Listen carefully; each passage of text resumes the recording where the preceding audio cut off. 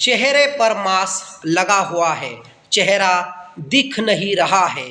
बिहार के सियासत में कदम ऐसा रखा कि पूरे अखबारों में सुर्खियां बटा दी कि अब ये बिहार की अगली मुख्यमंत्री बन सकती है।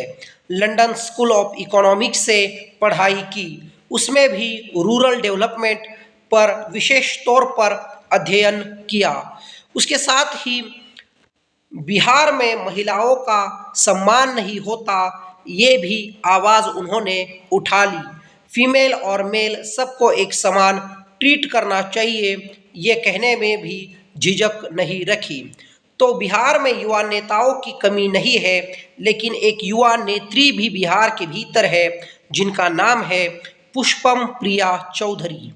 पुष्पम प्रिया चौधरी ने बिहार के भीतर द प्लूरल्स पार्टी को फॉर्म किया, उसकी वो संस्थापक है और अध्यक्ष भी है।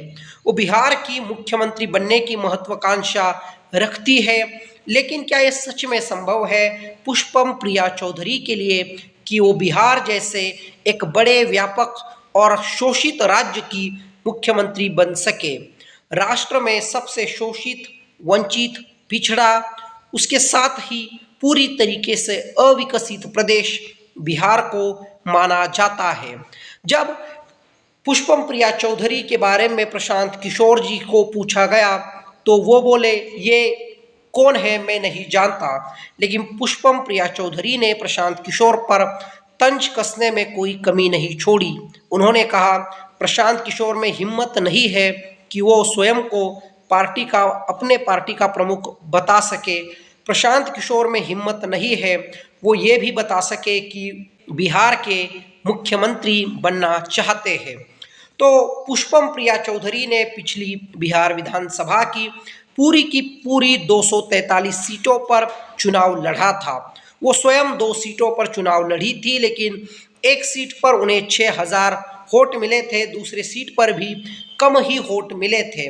उनके कैंडिडेट जनाधार प्राप्त करने में उस प्रकार से सफल नहीं रहे जो बिहार के भीतर एक प्रभाव क्रिएट कर सके।